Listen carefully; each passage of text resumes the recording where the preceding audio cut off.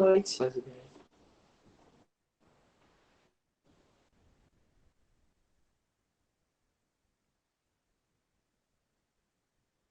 Paz e bem a todos.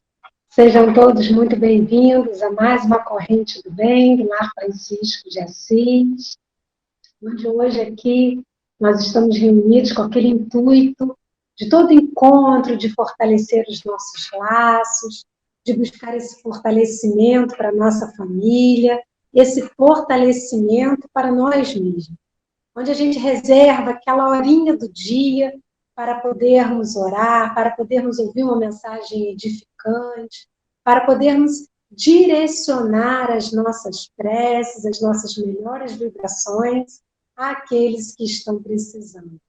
E hoje, mais uma vez aqui, nós estamos recebendo o nosso companheiro Hélio Tinu, lá do Espírito Santo. Hélio, seja bem-vindo mais uma vez.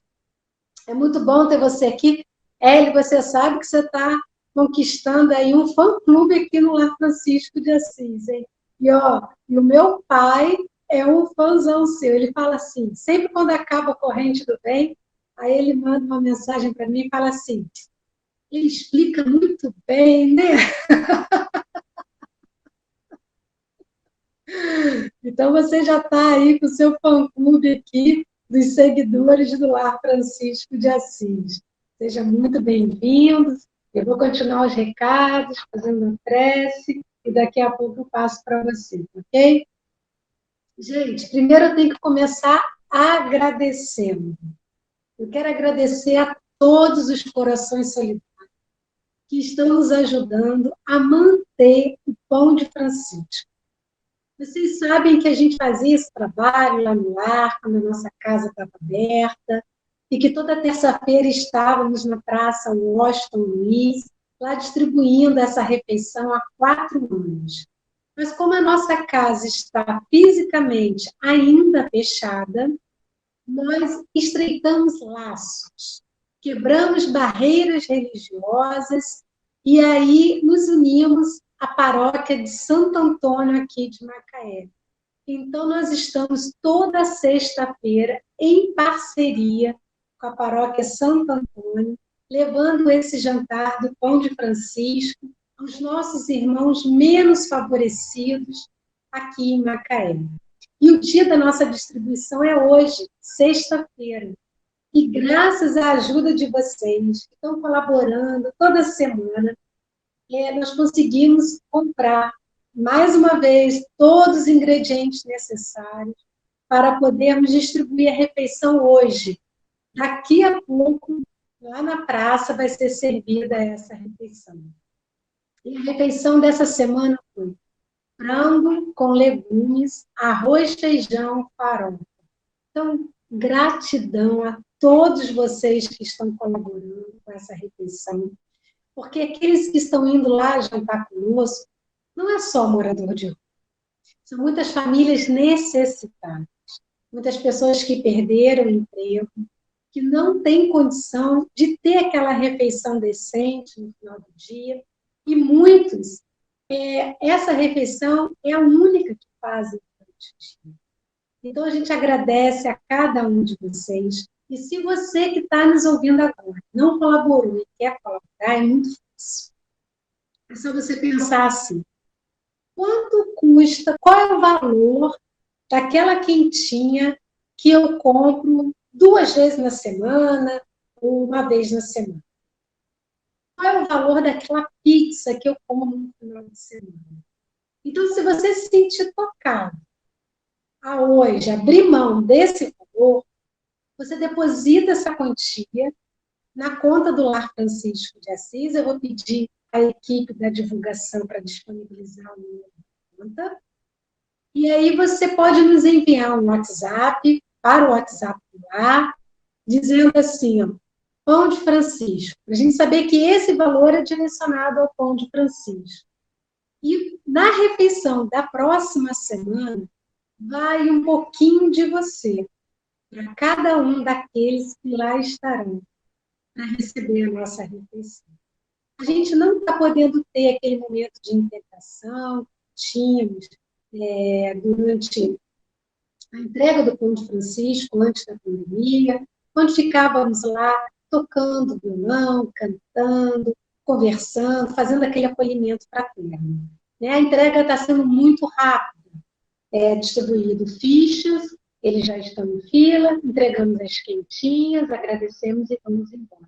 Infelizmente, porque ainda não podemos ter muito contato físico, né? Com quase nenhum contato físico. Mas vai um pouquinho de você naquela refeição que vai ser oferecida.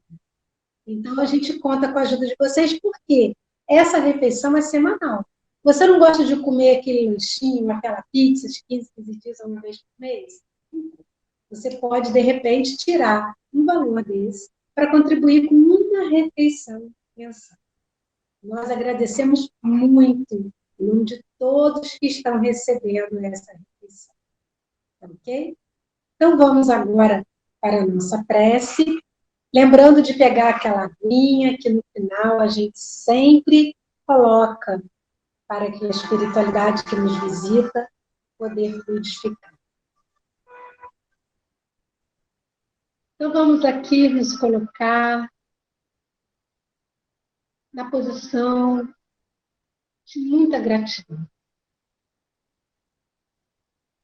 Onde vamos agradecer a Deus por mais um dia de vida que tivemos, agradecer todas as oportunidades que estamos recebendo, todas as bênçãos que recebemos, mesmo aquelas que passam despercebidas aos nossos olhos. Agradecemos, Mestre Jesus, pelo lar que temos, pela família que temos, pelo pão de cada dia, por podermos sermos nós, a estarmos do lado de cá, colaborando para doar o Pão de Francisco. Muito obrigada, Senhor. Agradecemos a oportunidade de estarmos aqui hoje mais uma vez, para ouvir mais um encontro da corrente. Que possamos ter ouvidos de ouvir, coração de sentir tudo aquilo que o nosso companheiro Hélio veio nos trazer na noite de hoje. Que ele seja fiel instrumento nas mãos de Francisco de Assis, para tocar em nossos corações. E direcionamos essas vibrações desse encontro bendito, desse banquete espiritual que iremos receber, a todos os nossos irmãos que estão em hospitais, enfrentando enfermidades, enfrentando combate ao coronavírus. Pedimos por aquelas famílias que perderam entes queridos nessa pandemia, e por esses irmãos que deixaram a matéria, que possam ter um sereno despertar, e que os seus que aqui ficam possam encontrar o conforto tanto necessitam nesse momento de separação. Fique conosco, Senhor, e abençoe todo o nosso encontro da noite. Que assim seja, graças a Deus. Meu querido, agora é contigo, que você possa ser um grande instrumento em nossas vidas na noite de hoje. Seja bem-vindo. Queridos irmãos, queridas irmãs do Lar Francisco de Assis, também outros companheiros que, por certo, estão nos acompanhando a essa transmissão, tanto pelo Facebook como pelo YouTube. Boa noite a todos nós e votos de que o que vamos ouvir aqui possa funcionar como elementos de consolo, de pacificação em nossos corações. O tema que nos foi proposto, Justiça das Aflições. Eu queria deixar um abraço para o pai da Christian, né? Meu fã. Depois eu vou ter que dar conta disso lá no mundo espiritual, né? Porque, na verdade, somos todos nós fãs de Jesus, essa é a grande verdade, mas enfim, que bom, né, que a gente encontra pessoas que também incentivam a gente, que motivam. Então, um abraço no pai da Cristian, na Cristian também, um abraço para o nosso companheiro Diego, que está aí nos bastidores, né, nosso apoio técnico. Um abraço a todos os irmãos. Pois bem, queridos, quando você escuta a frase justiça das aflições, essa frase e qualquer uma outra que você escuta, ela vai passar por um filtro. Esse filtro, um filtro mental, um filtro baseado nos seus conhecimentos, num banco de dados, numa série de conceitos formados. Quando nós, espíritas, que conhecemos a doutrina há algum tempo a mais, ouvimos essa frase, nós a entendemos. Mas talvez alguns companheiros que ainda não conheçam em profundidade essa doutrina tão consoladora, talvez até questione. Será que haveria justiça nas aflições? Alguns de nós, acessando a teologia do passado, podemos até linkar com a ideia do castigo. Será então que os castigos seriam fruto da justiça de Deus? A gente vai compreender no estudo dessa noite de que Deus não pune, de que Deus não castiga, que Deus apenas ama. E vamos trabalhar em 7 passagens do Evangelho segundo o Espiritismo, sendo 3 centrais e 4 de apoio para dar sustentação às verdades, o conceito espírita de justiça das aflições, para sairmos daqui, meus irmãos, com o coração confortados e consolados. Essa é a grande proposta. É claro que viemos aqui ouvir um estudo, queremos ter conteúdo, queremos depois lançar mão para fazer pesquisas, mas a grande proposta da noite, a grande proposta espírita é consolar. E consolar através da instrução.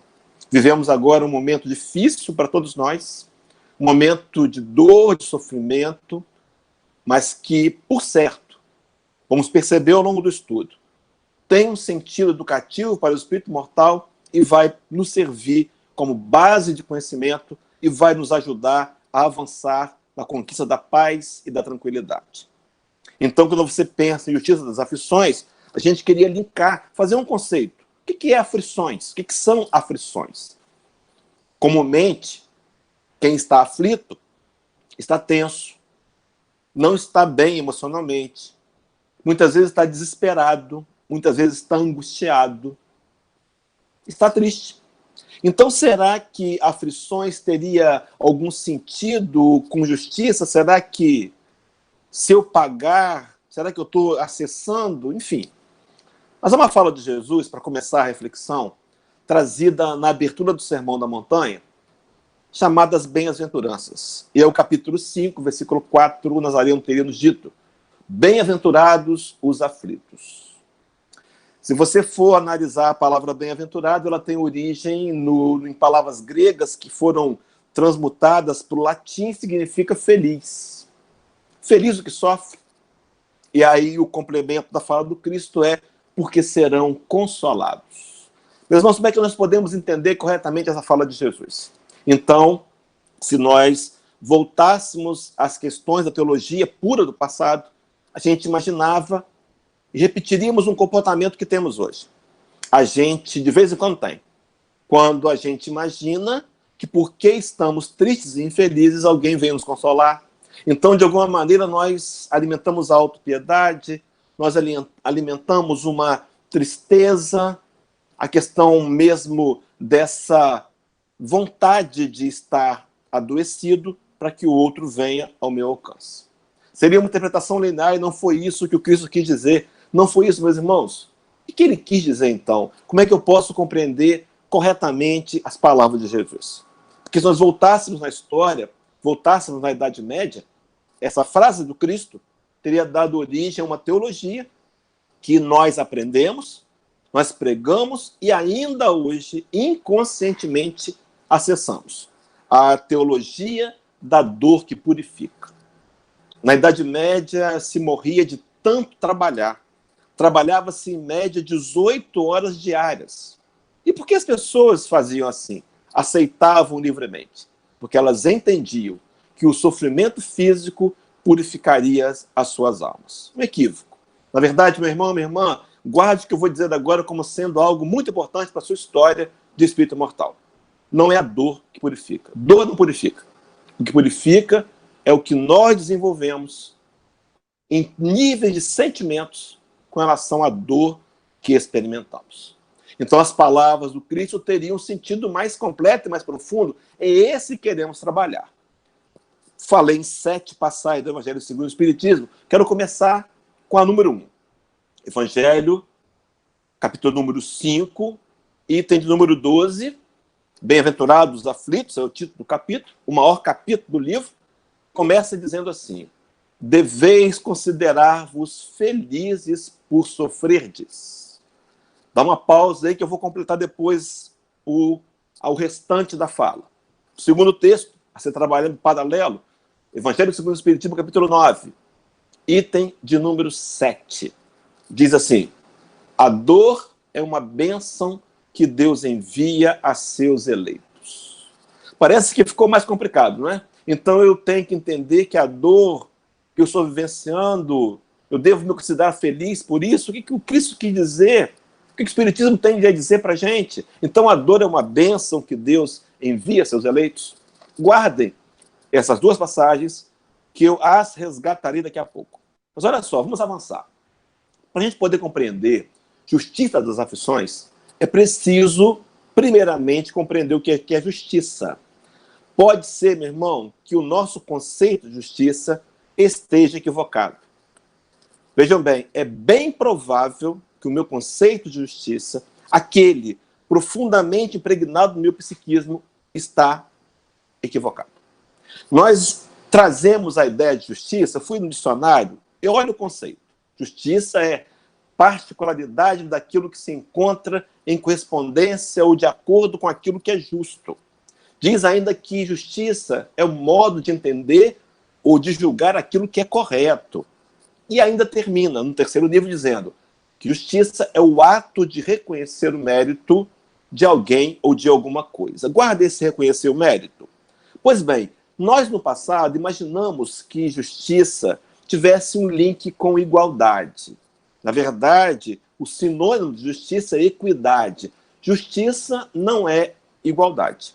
Nem sempre, quando nós distribuirmos algumas coisas de forma igual para algumas pessoas, estaríamos fazendo de verdade justiça.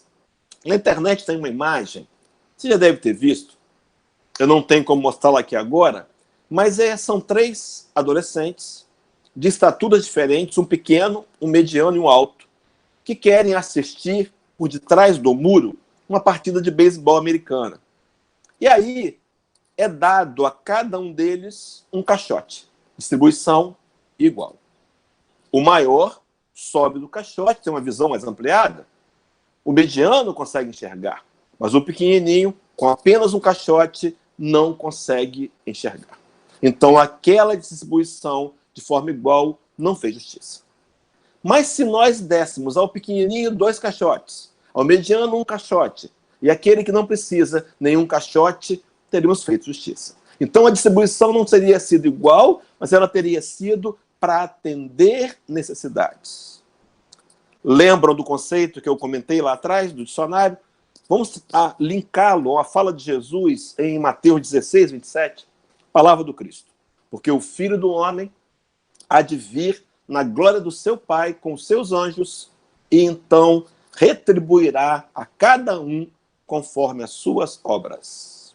Então, reconhecer o mérito, que é o conceito do dicionário, linkado com a fala do Cristo de retribuir a cada um segundo as suas obras. Meus irmãos, justiça é quando nós recebemos efetivamente aquilo que merecemos. Justiça é quando nós escolhemos exatamente aquilo que semeamos, sem privilégios, sem nenhum tipo de consideração extra. A lei nos implica e nos obriga a receber os resultados daquilo que semeamos. Então, o senso de justiça não passa pela igualdade, mas passa pelo reconhecimento de estarmos recebendo. Meu irmão, ouça com o coração. Na prece da companheira da Cristo, ela falou: ouvidos de ouvir, coração de sentir. Escuta com o coração. Justiça significa receber de acordo com o nosso merecimento.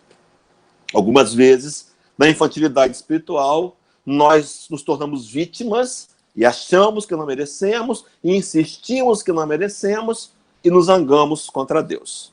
Meus irmãos, Deus não erra, a economia de Deus não erra, ela é perfeita. Nós estamos vencendo hoje exatamente aquilo que precisamos. Pois bem, para compreender, então, a justiça de Deus, é preciso a gente compreender, olhar à nossa volta e fazer alguns questionamentos que aqueles que não têm o conhecimento que temos fariam. Como é que pode Deus permitir que alguns morem de frente para a praia e outros numa condição subhumana? Como é que Deus permitiria que alguns nascessem com os corpos perfeitos e outros mutilados? Ou que se tornassem mutilados? Ou então, aqueles que têm fartura em suas mesas, enquanto que outros se tornam pedintes e muitos deles tendo que tirar a comida do próprio lixo. Onde estaria Deus? Para compreender onde está Deus, para compreender justiça divina, para compreender justiça das aflições, é preciso compreender o conceito de Deus.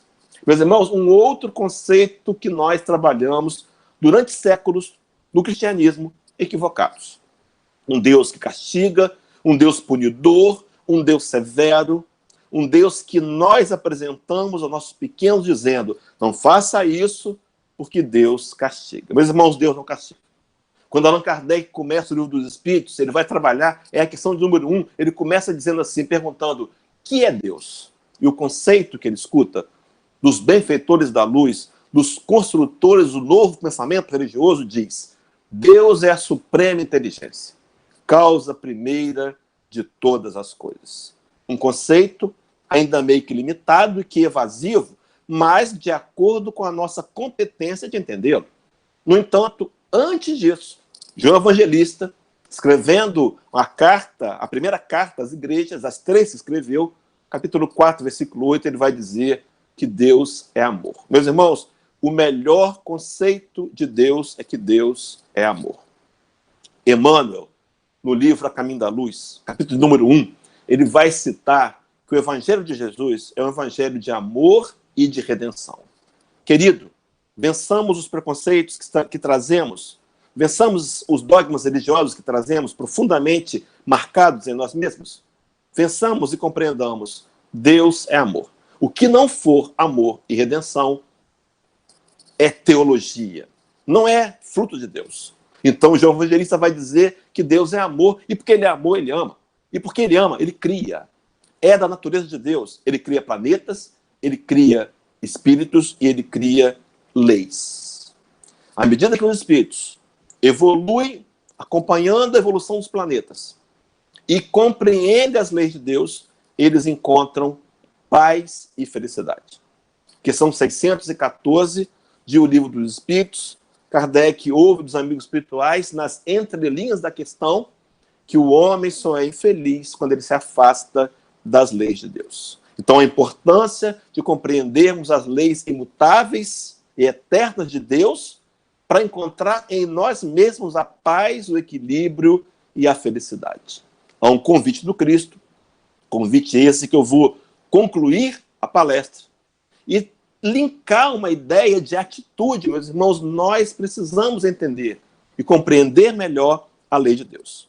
Porque depende dela a nossa paz e a felicidade. Não da teorização, mas da compreensão teórica, inicialmente, sim, mas da aplicação dela no nosso dia a dia. Então, são leis que explicam Deus de forma racional. Então, quando eu entendo o conceito de Deus, que é amor, eu entendo o conceito de justiça das aflições. Porque Deus, porque ama, corrige o filho.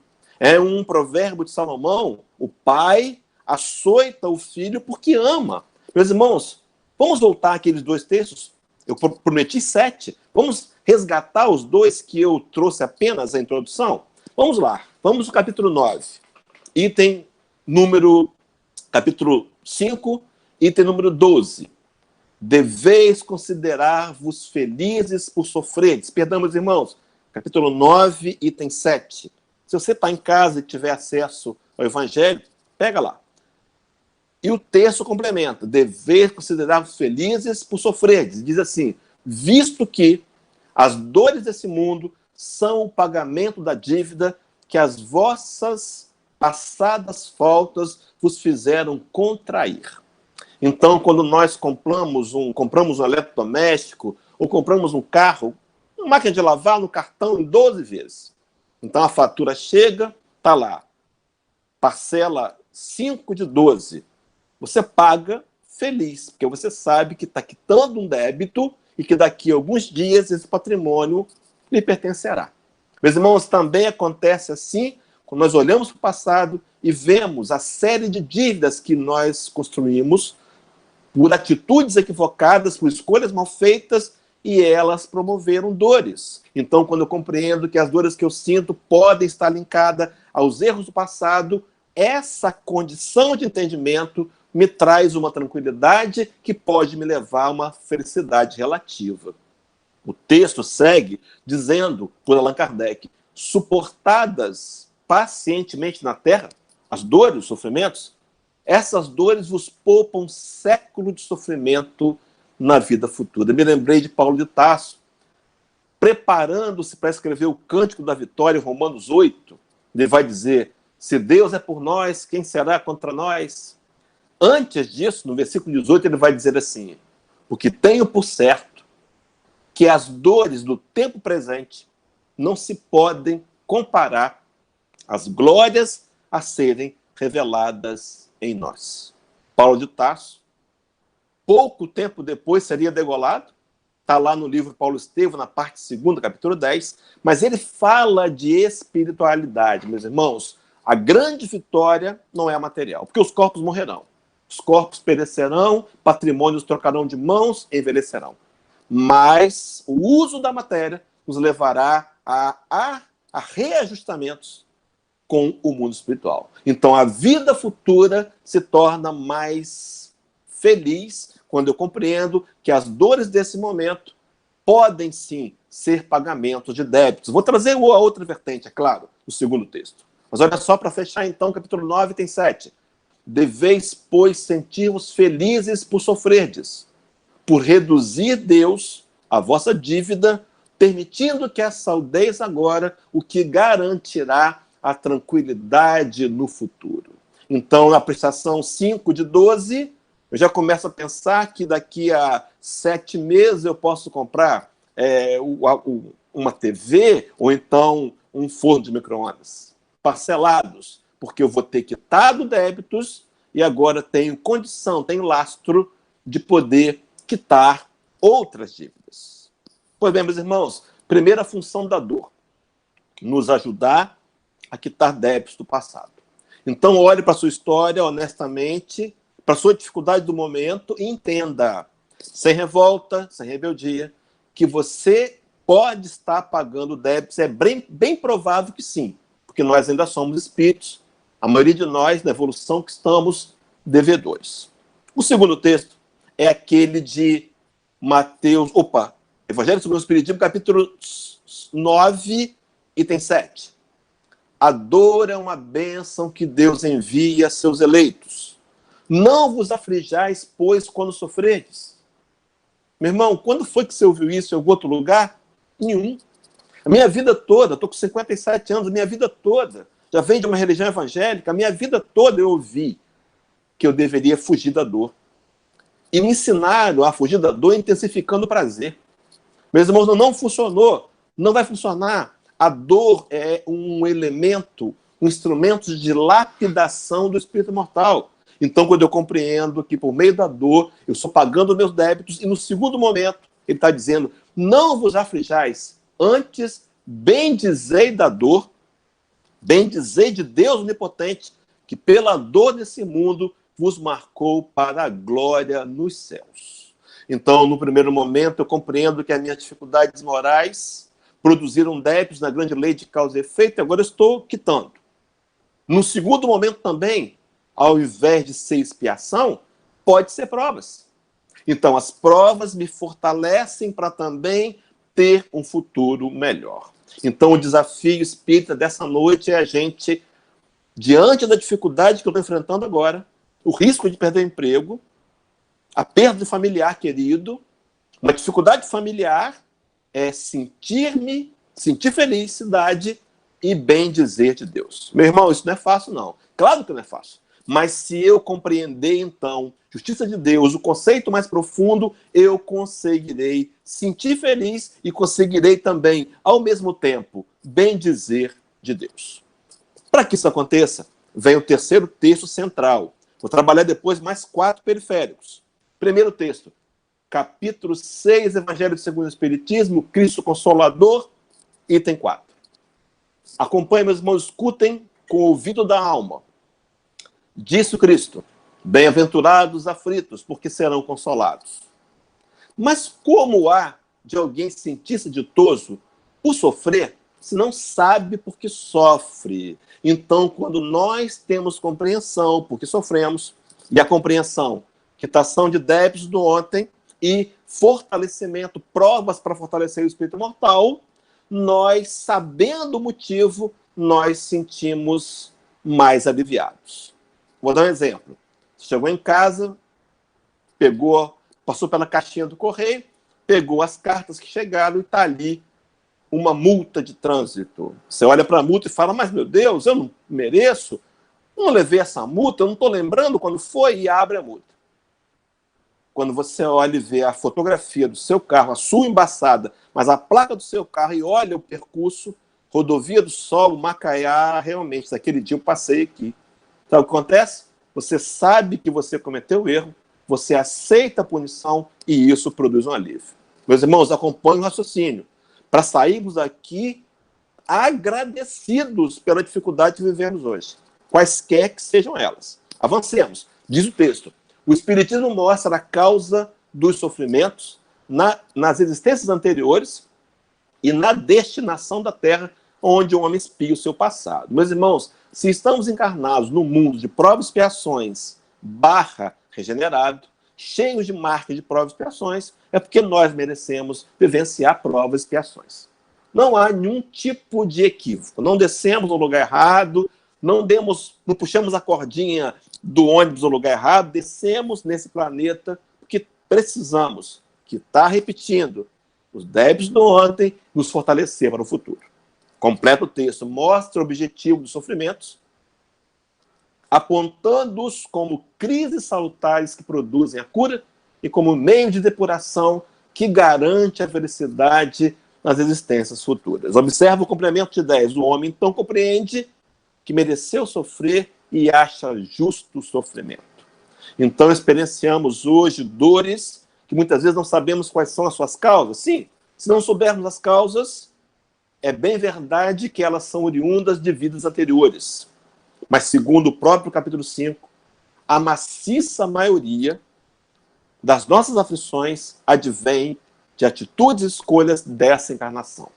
E que bom, meus irmãos, porque ainda resta-nos tempo de voltar atrás, de corrigir. Resta-nos tempo de corajosamente vencer o orgulho e a vaidade e lançar mão de um telefone e fazer um contato para reparações. Então, quando o homem compreende, ele acha justo. E veja só, traz um exemplo. Sabe que este lhe auxilia o adiantamento e o aceita sem murmurar, como o obreiro aceita o trabalho que lhe assegurará o salário. Então você acorda de manhã, toma o ônibus apertado, chega no trabalho, tem dificuldades, desafios, mas você aceita, sabe por quê? Porque no final do mês você tem a remuneração que vai quitar suas dívidas, vai te dar a manutenção da sua vida material, e aí você aceita. Então, quando eu entendo que as dores do passado vão me fortalecer para um futuro melhor, eu as aceito. Todos me acompanham, meus irmãos? Conclui dizendo assim: o Espiritismo lhe dá fé inabalável no futuro e a dúvida pungente não mais se lhe apossa a alma, dando-lhe a ver do alto as coisas, a importância das vicissitudes terrenas some-se no vasto e esplêndido horizonte que o Espiritismo faz descortinar. Meus irmãos, eu queria lembrar aqui a questão 918, Livro dos Espíritos, quando Kardec pergunta por que indício se pode reconhecer no espírito sua evolução moral? E aí o espírito responde por 2 pontos. Primeiro, quando o espírito vivencia a lei de Deus. Então, quando ele compreende a lei de Deus, ele se esforça para vivê-la ele está tendo um dos índices que mostra que ele está evoluindo moralmente. E o segundo, quando ele antecipadamente vivencia a vida espiritual. Mesmo modo, não é fácil. Espíritos imortais que somos, passando pela experiência humana, cheio de marcas físicas, sensações que nos atrelam a esse mundo de matérias, mas nós somos espíritos. E quando eu me liberto pelo conhecimento e começo a atuar na vida física como espírito, eu estou registrando o segundo indício de que eu sou um espírito que estou evoluindo. 2 pontos apenas para nossa própria avaliação e não para avaliar o outro. E completa dizendo, e a perspectiva que o Espiritismo lhe dá da felicidade que me espera, lhe traz paciência, resignação e coragem para ir até o final do caminho. Meus irmãos, quando nós compreendemos que vivemos agora, são etapas necessárias para um aprimoramento moral, nós começamos a aceitar a dificuldade, compreendemos a dificuldade, travamos uma luta com a gente mesmo e conseguimos encontrar equilíbrio, serenidade e felicidade. O 4º texto de apoio e o 5º texto são capítulo 2 do Evangelho, item 5, e o capítulo 5, item 13. Meus irmãos, escutem. Diz assim o item 2, capítulo 2, item 5. A ideia clara e precisa que se faça da vida futura proporciona inabalável fé no porvir. Então, quando eu tenho compreensão da vida futura, eu começo a ter fé de que a minha atitude vai produzir, se ela for assertiva, se ela for em busca da aceitação do desígnio de Deus, ela vai produzir resultados de paz e felicidade. Então eu me rendo, eu me permito render, eu luto para vencer aquele conceito antigo do ontem, aonde eu acho que eu não mereço, Deus está sendo injusto comigo. Meus irmãos, não há injustiça. Todos nós passamos pelo que precisamos passar, com a intenção maior de educar o espírito mortal. Segue o texto. Proporciona fé inabalável do porvir, fé que acarreta enormes consequências sobre a moralização dos homens. E vai dizer, porque muda completamente o ponto de vista sob o qual encaram a vida terrena. Meu irmão, minha irmã, eu sei que a gente que é estudante de espiritismo sabe isso, teoria. Teoricamente eu sei também. A dificuldade está em sentir. Temos que lutar para sentir que somos espíritos de passagem no mundo material, e essa passagem é extremamente rápida. Estamos hoje, dia 21 de agosto de 2020 está passando aceleradamente. Meu irmão, a vida está passando. Será que nós temos entendido isso? Então, quando compreendemos isso e vivemos como espíritos vivendo a encarnação, nossos resultados serão melhores. E a conclusão do texto diz assim, as vicissitudes e tribulações dessa vida não passam de incidentes que ele suporta com paciência, por sabê-las de curta duração, devendo seguir-lhe um estado mais ditoso. Então, a compreensão, o texto periférico, o texto de apoio, nos convidando a corajosamente olhar e entender que somos espíritos de passagem no mundo físico. Deixa eu contar uma história rápida. Eu tenho até 7, não é isso? Tem até 7:10, 7:05, mais ou menos, né? Pá, vamos lá. Um milionário americano ficou sabendo de um certo guru da Índia. Esse fato é verídico. E esse guru, ele tinha um dom. Você ia lá fazer uma pergunta para ele, ele meditava e respondia. Vou casar? Não vou casar? Vou ganhar dinheiro? Vou ficar rico? Ele respondia. O americano tinha uma dúvida, esse milionário, mandou seus secretários agendarem uma ida lá na Índia e só tinha vaga para daqui a 6 meses, vejam só. Ele esperou, teve que esperar. 6 meses depois, tomou um avião na América, foi para a Índia, desembarcou, entrou num transporte, numa espécie de jipe, estradas empoeiradas, e foi ele ali, chegou numa aldeia. E quando ele viu a casa do guru, era um casebre. Ficou impressionado. Quando ele entrou na casa, ficou mais impressionado ainda. Só tinha uma esteira e uma moringa com água. E ele, distraidamente, curioso, perguntou, Onde estão os seus móveis? Quer dizer, a pergunta que ele trouxe vai ficar para outra vez, né? Porque aquela já tinha feito, era só uma. O guru olhou para ele e respondeu, móveis? O que são móveis? Ele tomou um susto e o guru devolveu outra pergunta dizendo, e onde estão os seus móveis? E ele, assustado, disse, eu não os trouxe, estou aqui de passagem. E o guru disse, eu também. Meus irmãos, nós estamos aqui de passagem. Não somos seres desse mundo. O Nazareno, quando fez uma oração por cada um de nós, lá em João 17, oração pelos discípulos que viriam. Sabia que você e eu, espíritas do momento, iríamos enfrentar dores também, dificuldades, desafios. Então ele ora dizendo, Pai, não peço que os tires do mundo, mas que os livres do mal que há dentro de nós. Porque não são do mundo, como também eu do mundo não sou. Meus irmãos, somos seres imortais, passando pela experiência material, para transformar essa experiência em ingredientes para a evolução e para conquistas de virtudes e valores. Os chamados tesouros dos céus, segundo Jesus. O segundo texto, que é o quinto periférico, dos 4 prometidos.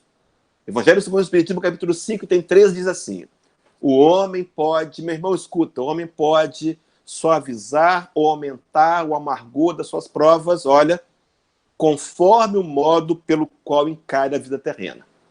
Aquele que encara a vida terrena pelo prisma da vida espiritual, consciência de imortalidade, tira uma calma, uma tranquilidade, uma resignação, lhe permitindo agradecer ao céu as dores que o fazem avançar. Meus irmãos, agradecer a Deus pelas dores que nós vivenciamos e nos sentirmos felizes é o desafio. No entanto, desafio que pode ser conquista pessoal à medida que eu entendo, que eu compreendo essa visão mais abrangente, mais profunda de uma teologia espírita sobre justiça das aflições. Chico Xavier, dentre tantas frases, deixou-nos uma que diz assim, agradeço todas as dificuldades que enfrentei, foram muitas, hein? Não fosse por elas, eu não teria saído do lugar. As facilidades nos impedem de caminhar. Mesmo as críticas nos auxiliam muito. Meus irmãos, então, para que eu possa conquistar esse momento de agradecer a Deus a dificuldade, que eu consiga me sentir feliz pelas dores da vida, eu preciso ter uma visão espiritual desenvolvida pelo estudo, eu tenho que ter fé no futuro. Essa crença que, segundo a questão 922 do Livro dos Espíritos, é um dos ingredientes para a felicidade. Depois vocês recordam? Kardec diz assim, ele faz um contraponto, vou usar as minhas palavras, e depois diz assim, olha, nós somos diferentes, cada um de nós tem um gosto, o que traz felicidade para mim não traz para o outro. Será que haveria uma medida comum de felicidade a todos? E os espíritos respondem, para a vida material, Kardec, felicidade é posse do necessário. Para a vida espiritual, é consciência tranquila e fé no futuro. Meus irmãos, o sexto texto é extremamente consolador. Todos me acompanham até aqui? Tomara que sim. Tomara. Se você não entendeu, reveja essa live no YouTube ou então no próprio Facebook. Reveja, para compreender o conceito e nos levar ao desafio. Mas olha só o sexto texto, capítulo 14, tem 9, diz assim, Deus não dá força superior às forças daquele, Deus não dá prova, perdão, meus irmãos, superior às forças daquele que a pede. Só permite as que podem ser cumpridas. Entendi? Entendi. Senti, esse é o problema. Há uma barreira em nós, de confrontos, de conceitos formados ao longo das encarnações. Não queríamos a dor, queríamos o final de filme americano.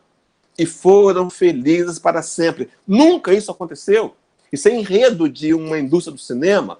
Nós trabalhamos hoje para conquistar a felicidade amanhã. Chico disse isso, né? Ninguém pode voltar atrás e fazer um novo começo, mas qualquer um pode recomeçar agora e fazer um novo fim. Meu irmão, estamos diante da possibilidade do arrependimento. Deixa eu abrir um parênteses rápido aqui. A grande fala de Jesus, o discurso mais importante dele, saiu pela Judéia, pela Galileia, pregando e dizendo: arrependei-vos, porque é chegado o reino dos céus. Arrependimento, se você analisar a origem da palavra, é voltar atrás, é se corrigir, é ser flexível. E poderíamos, como espíritos rebeldes, perguntar: mas eu vou voltar atrás por quê, Hélio? Porque é chegado o reino dos céus. O Nazareno veio ao planeta para dar provas da imortalidade, para mostrar para a gente que somos espíritos e que essa imortalidade deveria influenciar nas minhas atitudes, nas minhas ações. Há três passagens do Evangelho de Jesus. Uma delas ele vai dizer, aquele momento em que os fariseus censuravam junto ao discípulo, dizendo: olha, Jesus, o seu mestre, ele senta na mesa com publicanos, prostitutas, e o Nazareno vai dizer que o Filho do Homem não veio para os sãos, mas para os doentes. Mas na frente ele vai dizer assim: porque misericórdia quero e não sacrifícios. Porque misericórdia quero e não sacrifícios. Porque, ele vai dizer assim, no complemento desse versículo, porque não vim buscar justos, mas pecadores ao arrependimento. No outro momento ele vai dizer que haveria mais festa nos céus por um pecador que se arrepende do que por mais de 100 justos, 99 justos, que não necessitam de arrependimento. Meu irmão, o grande discurso, toma para você. Nós precisamos ser flexíveis, voltar atrás, nos corrigir nessa encarnação enquanto podemos. Tem uma frase de Chico Xavier, está no livro, na revista Reformador, não me lembro agora qual é a edição, mas está também no livro do Carlos Bacelli, chamado Evangelho de Chico Xavier, item 17. Chico teria dito que a pior dor, a maior dor que o espírito mortal pode sentir é a dor de retornar à pátria espiritual e descobrir que perdeu tempo e desperdiçou oportunidades. Então, Deus não nos dá um fardo maior do que podemos levar. Paulo de Tarso, escrevendo a carta aos Coríntios, capítulo 10, versículo 13, depois você pega a sua Bíblia e vê. 1 Coríntios 10, 13, diz assim: não vos sobreveio provação que não fosse humana, mas fiel é Deus, que não vos deixará ser provados além do que podeis suportar. Juntamente com a provação, lhes dará o escape. Então, Deus só permite um fardo que eu possa levar. Aí você pode me falar: mas Hélio, eu não estou enxergando o escape, porque estou na rebeldia, na revolta, na não aceitação, na lamúria, na blasfêmia, porque não compreendi que Deus sabe o que é melhor para mim e o que é necessário para mim, espírito imortal, passando pelo mundo físico, temporariamente, num estágio evolutivo. Aqui no Espírito Santo, a gente teve uma propaganda, há um tempo atrás, que uma atriz interpretava uma criança, uma mulher fingindo ser um bebê, uma criancinha de poucos anos. E ela entra numa casa, numa área de serviço de uma casa, e abre um armário. E dentro do armário, a câmera mudou para o armário, tem um pote de detergente cor-de-rosa. E a criança, a atriz, diz assim: mamãe, mamãe, me dá o suquinho de morango. Mamãe, me dá o suquinho de morango. Detergente. Às vezes o que você está pedindo a Deus não é suco de morango. Meu irmão, minha irmã, Deus sabe o que você precisa. Deus sabe o que é melhor. E as soluções vêm quando eu abandono a revolta e trabalho essa fé raciocinada. Então, quando Jesus disse para a gente: bem-aventurados os aflitos, porque serão consolados, ele estava falando, em outras palavras, na visão espírita, bem-aventurados, felizes os aflitos, por compreenderem a sua realidade sombria e devedora, e por poderem quitar débitos. Bem-aventurados os que sofrem, os que choram, os aflitos, porque desejam vencerem-se a si mesmos. A nossa grande luta, meus irmãos, não é vencer o outro, é vencer a nós mesmos. Paulo de Tarso, lá no mesmo capítulo 8 de Romanos, não é? Quando ele vai exarar o cântico da vitória, ele diz assim: se Deus é por nós, quem será contra nós? Se aquele que nem a seu próprio filho poupou, antes o entregou por cada um de nós. Aí Paulo pergunta: como não nos dará também com ele todas as coisas? Quem vai nos separar do amor de Deus? Será a política, a perseguição, o perigo, a espada, a nudez, a sexualidade, a pandemia? E diz assim, versículo 37, mas em todas essas coisas, somos mais do que vencedores por meio daquele que nos amou. Meus irmãos, mais que vencedores, porque a vitória não é sobre o outro, não é sobre ninguém. Não viemos aqui sobrepujar ninguém, viemos aqui vencer a nós mesmos. O velho homem, cheio de marcas do império do egoísmo, da vaidade, do orgulho, cheio de vingança, desejo de fazer o mal para o outro, maledicente, leviano com a religião. Viemos aqui para vencer esse velho homem. E quando vencemos, no lugar dele nasce o homem de bem. Na visão de Kardec, o homem de bem. Na visão de Paulo de Tarso, a nova criatura. Nós nos consideramos mais que vencedores. Mas há uma ligação importantíssima por meio daquele que nos amou. Meus irmãos, temos tentado fazer durante várias encarnações sem Jesus. Fizemos a nossa moda. Sabe o que deu? Deu errado. Deu errado. É hora de nos rendermos ao Evangelho do Cristo, de amor e redenção, com a compreensão profunda do Espiritismo e nos encaminharmos para adotar esse Evangelho como código de moral universal, como conduta para cada um de nós. A frase que eu citei, para fazer o fechamento, tomara que você tenha entendido o conceito, tomara que você saia daqui desafiado. Eu costumo dizer que o ouvido mais perto da minha boca é o meu, então o desafio primeiro é para mim. Eu comentei, fala de Jesus, uma das mais conhecidas que é dita nas tribunas do mundo inteiro. Diz assim o Nazareno: vinde a mim, todos vós estáis cansados, oprimidos, sobrecarregados. Sabe o que ele diz? E eu vos aliviarei. Vinde a mim os aflitos. Meu irmão, será que eu tenho ido até Jesus? Sim, aqui a gente podia interpretar, e é muito comum interpretar como convite para receber o consolo. E é verdade. Mas também poderíamos trabalhar isso no outro sentido. Vinde a mim, Nazareno nos convidando a chegar à performance moral de um Cristo. Um dia seremos um Cristo. Está lá em João, capítulo 14, versículo 21. Um dia vós fareis as obras que eu faço, e ainda as fareis maiores do que essas, porque eu vou com meu Pai. Meus irmãos, um dia você vai ser um Cristo.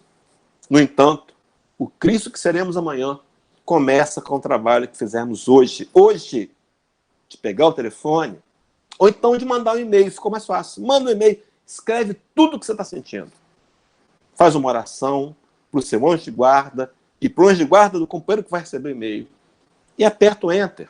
Meu irmão, depois que você apertar Enter, não volta mais atrás. Um dia desse fazia uma palestra, comentava com um companheiro aquele ditado chinês que diz que 3 coisas jamais podem voltar atrás: a flecha lançada, a palavra proferida e a oportunidade perdida. Aí ele brincou e disse: não, tem uma quarta. Eu falei: qual é a quarta? O e-mail enviado. Envia, meu irmão. Toma uma atitude, toma uma ação. Movimenta-se em direção a Jesus. Mas olha só o cumprimento do texto. Bem-aventurados, vinde a mim todos vós, estás cansados, oprimidos, e eu vos aliviarei. A promessa é de alívio. Não é de resolver o problema por completo. Não podemos resolvê-lo. Há situações que vamos acompanhar a história toda. No entanto, ele diz assim, o complemento do versículo que fica esquecido: aprendei de mim, que sou manso e humilde de coração, e encontrarei descanso para vossas almas, porque o meu jugo é suave e o meu fardo é leve. Meu irmão, aprender de Jesus para que a minha alma fique leve. Aprender de mim, que sou manso e humilde de coração, e encontrarei descanso para vossas almas. A decisão é nossa. Recuar ou avançar. Eu vou concluir com o 7º texto do Evangelho segundo o Espiritismo, não é? Capítulo 9, tem 7, assinado por um espírito amigo, que Divaldo Franco já comentou para a gente na mídia aberta, que é Joana de Anjos da Codificação. Joana de Anjos da Codificação. Diz assim o texto. Escuta, meu irmão, a fala de Joana de Anjos para você, que está vivendo aí o risco do desemprego, a recessão econômica, a perda de amigos queridos, essa apreensão, né? Hoje conversei com um amigo de Minas Gerais, de Tombos, né? Com a esposa de um amigo, ele está com o Covid, e a gente começa a ficar preocupado, a gente ora, a gente sabe que tem um projeto de Deus, mas deixa a gente apreensivo, escuta para você que está aflito. coragem, amigos. Tendes no Cristo o vosso modelo. Mais sofreu ele do que qualquer um de vós, e nada tinha que se penitenciar. Ao passo que vós tendes de espiar o vosso passado e de vos fortalecer para o futuro.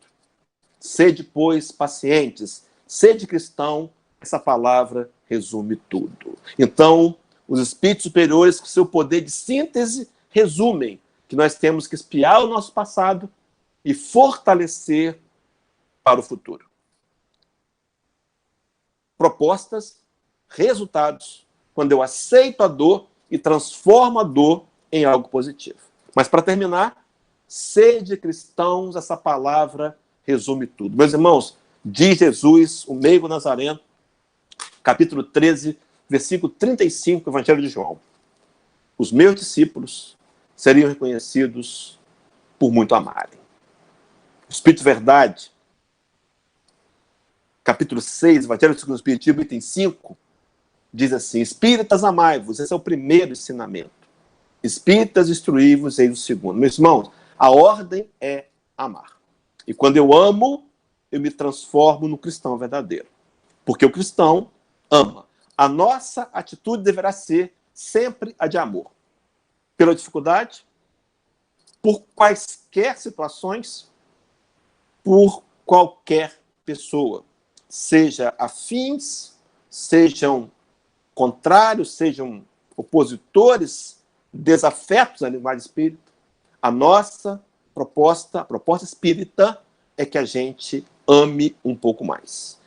Meus irmãos, saímos daqui para sozinhos em nosso coração nos questionar: temos amado?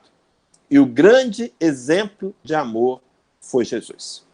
Disse-nos isso João capítulo 15. Ninguém tem maior amor do que este, de dar a alguém a sua própria vida em favor dos seus amigos. Dar a vida aqui não é somente morrer, não. É me desgastar pelo outro. Usar meu tempo, meus haveres financeiros para contribuir, para ajudar, para que, por exemplo, lá Francisco de Assis possa continuar o trabalho que faz. Contribuir com o meu tempo, com o meu talento. Isso é gastar. Isso é dar a vida. E isso é atitude de amor.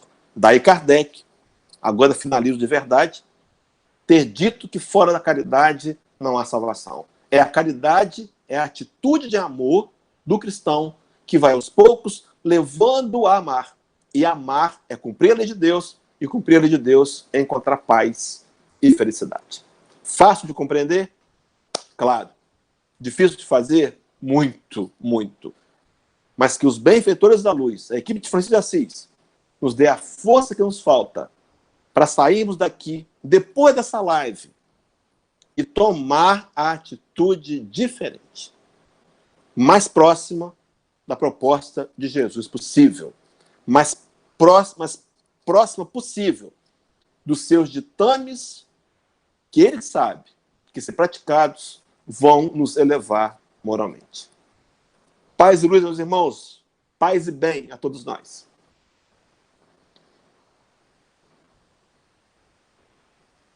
Hélio, meu amigo, dá vontade de ficar te ouvindo. Uma hora passa rápido, né? E eu fico assim, eu fico imaginando como era você quando evangélico, porque eu também era evangélica, já fui evangélica. E eu brinco que eu era evangélica batizada nas águas. Né? Eu gosto de falar disso, porque aquele momento do batismo foi muito simbólico para mim. Então, eu gosto de falar, eu era evangélica, batizada.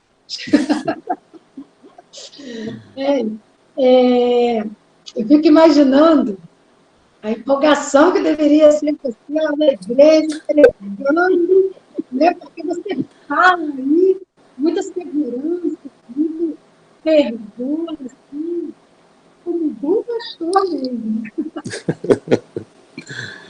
Na sua fala, né? Estava aqui pensando, realmente não tem vítimas, né? Que tem a justiça de Deus. E como que a gente precisa sair dessa postura de vitimização para podermos compreender toda essa justiça de Deus, né? Como é difícil isso. Aí vem uma pergunta aqui, que eu acho que tem muito a ver com isso. Como vencermos a nós mesmos?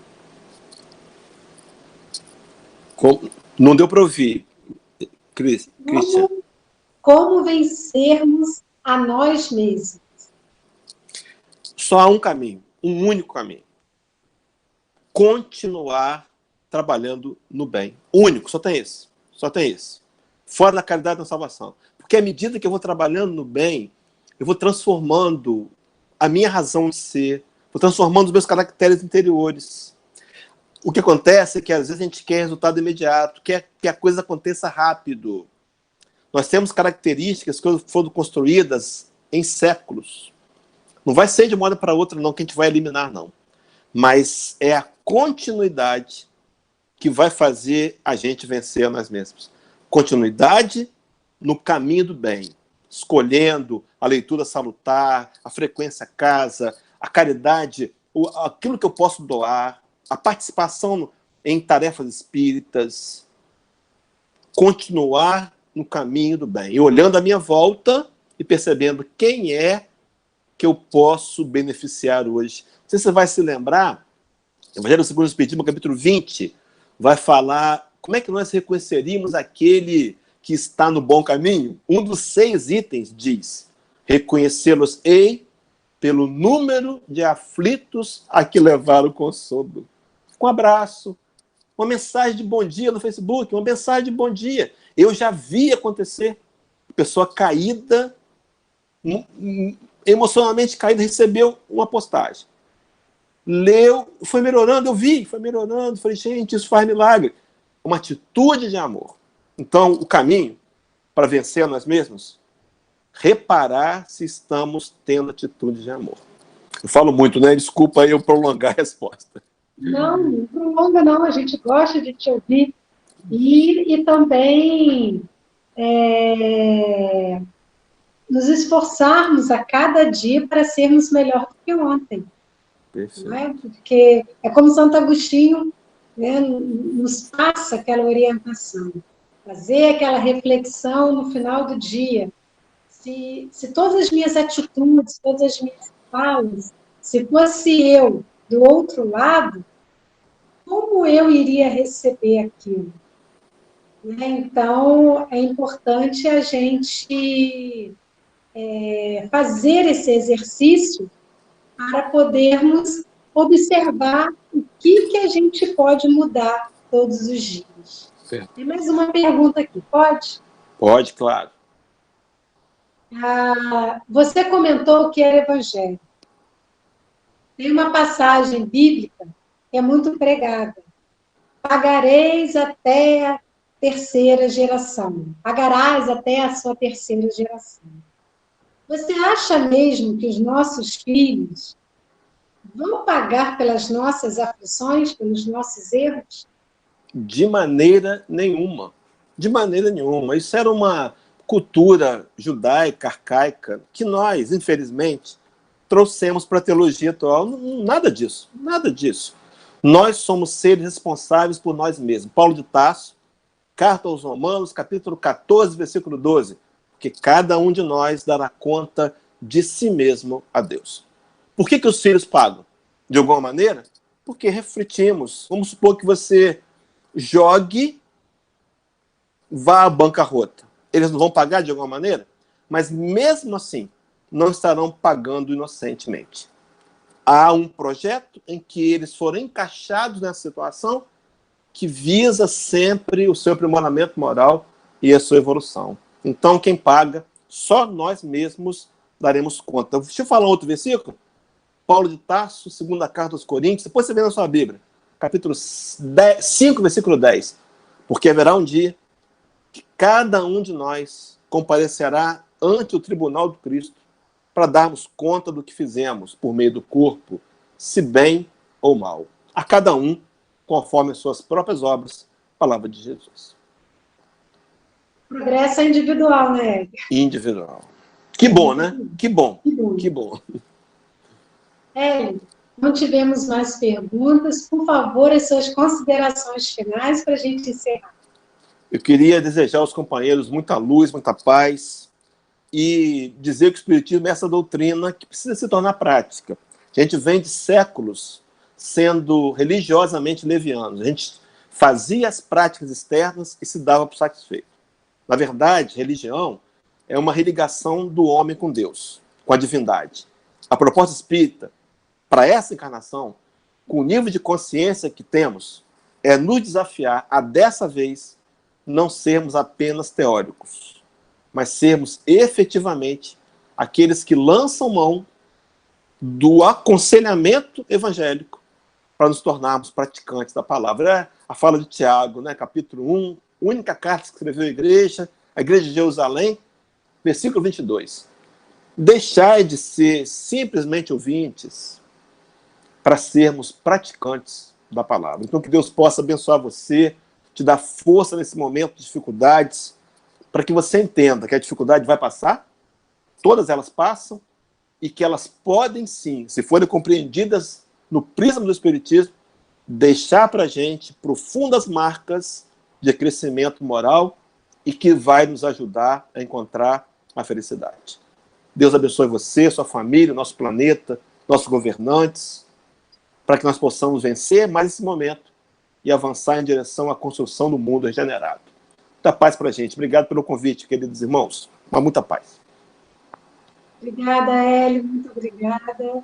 Até o nosso próximo encontro. Meus irmãos, então vamos agora à nossa prece final, onde eu convido a todos vocês, nesse momento, a fazer uma reflexão. Né? Todos nós passamos por aflições. E a minha, diferente da tua, diferente do seu amigo, diferente do seu vizinho. Né? Pode ter algo semelhante, mas a forma como eu passo, a forma como vem para mim, é diferente. O meu momento de amadurecimento, nesse momento, para poder enfrentar, é diferente do seu.